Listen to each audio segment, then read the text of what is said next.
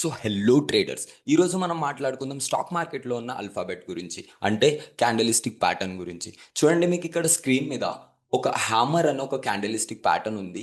ఇక్కడ చూడండి, దీన్ని అంటాం మనం నార్మల్ హ్యామర్. ఓకే, దీన్ని అంటాం మనం టాప్ విక్ హ్యామర్, అండ్ దీన్ని అంటాం మనం బిగ్ బాడీ హ్యామర్, అండ్ దీన్ని అంటాం మనం లాంగ్ విక్ హ్యామర్. సో దీంట్లో డిఫరెన్స్ ఏంటి?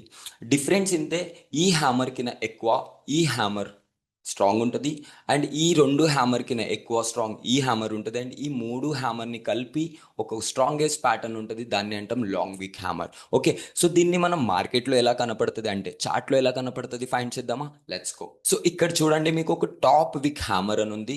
ట్రేడర్స్ దీనిలో స్టాప్ లాస్ పెట్టుకుంటారు, అండ్ దీని హై బ్రేక్ అవ్వగానే ఎంట్రీ తీసుకుంటారు. 1:1, 1:2 ఆర్ 1:3 టార్గెట్ని యాక్సెప్ట్ చేస్తారు. ఓకే, అండ్ సిమిలర్ ఇక్కడ చూడండి, మీకు ఇంకో క్యాండలిస్టిక్ ప్యాటర్న్ ఉంది, ఇది నార్మల్ హ్యామర్. ఓకే, దీని హై బ్రేక్ అవ్వగానే మార్కెట్లో ట్రేడర్స్ ఎంట్రీ అవుతారు, అండ్ దీని లో స్టాప్ లాస్ అండ్ 1:1 ఆర్ 1:2 టార్గెట్ని యాక్సెప్ట్ చేస్తారు. అండ్ సిమిలర్ మీకు ఇంకోటి ఉంటుంది, అది full body hammer.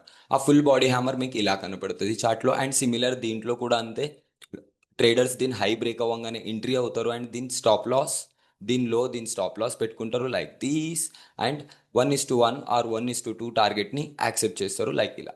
Okay, so similar మీకు ఇంకో క్యాండలిస్టిక్ ప్యాటర్న్ ఉంటుంది, దాన్ని అంటే మనం టాప్ విక్ హ్యామర్. ఇది ఇంత టాప్ విక్ ఎంత పెద్దగా ఉంటుందో అంతే స్ట్రాంగ్ ఉంటుంది. లైక్ దీంట్లో కూడా అంతే, ట్రేడర్స్ దీని హై బ్రేక్ అవ్వగానే ఎంట్రీ అవుతారు, అండ్ దీని స్టాప్ లాస్ లో పెట్టుకుంటారు, అండ్ 1:1, 1:3 ఆర్ 1:11 టార్గెట్ని యాక్సెప్ట్ చేస్తారు. సో ఇంకో క్యాండలిస్టిక్ ప్యాటర్న్ బేస్డ్ ఆన్ నేను ఇంకో వీడియో తీసుకొస్తా. సో అప్పటి వరకు సియా.